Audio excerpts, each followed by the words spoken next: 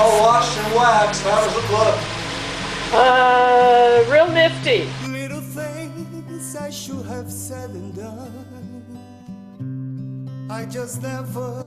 And speaking of getting the car washed, back in 1989 I was living in Harbor City on the second floor overlooking Pacific Coast Highway and Western.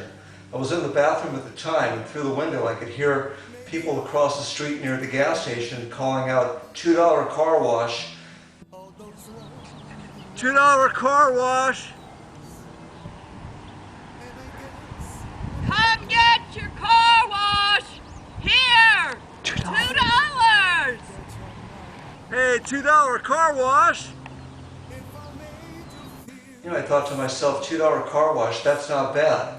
So I got my car keys, went downstairs and took my '84 Mustang over to the gas station to get it washed. Well, they were doing a promotion for some event at Harbor College.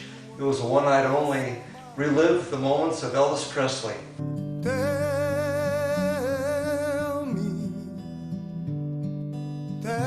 And there to wash my car was none other than Mr. Elvis impersonator Presley himself. Give me one more chance to keep you satisfied.